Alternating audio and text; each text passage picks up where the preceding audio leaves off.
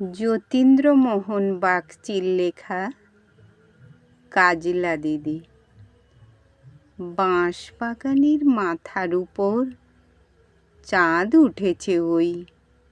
মাগো, আমার শোলক বলা কাজলা দিদি কই? পুকুর ধারে লেবুর তলে থোকায় থোকায় জোনাক জলে। ফুলের গন্ধে ঘুম আসে না, একলা জেগে রই। মাগো, আমার কোলের কাছে কাজলা দিদি কই? সেদিন হতে কেন মার দিদিরে না ডাকো? দিদির কথায় আঁচল দিয়ে মুখটি কেন ঢাকো? খাবার খেতে আসি যখন দিদি বলে ডাকি তখন। ও ঘর থেকে কেন মার দিদি আসে না কো? আমি ডাকি, তুমি কেন মা চুপটি করে থাকো? বলো মা, দিদি কোথায় গেছে? আসবে আবার কবে?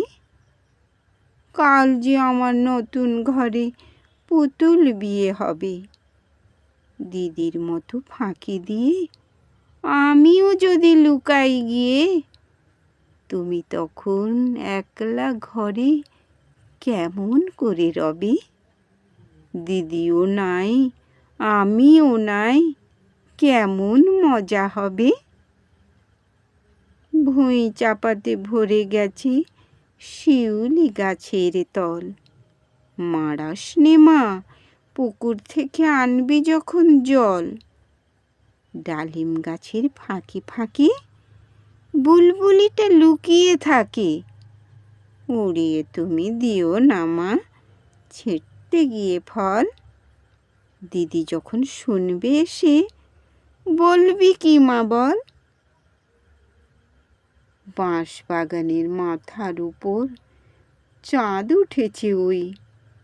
এমন সময় মাগো, আমার কাজলা দিদি কই? লেবুর তলে পুকুর পাড়ে ঝিঝি ডাকে ঝোপে ঝাড়ে।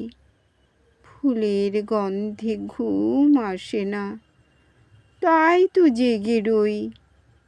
রাত্রি হলো মাগো, আমার কাজলা দিদি কই?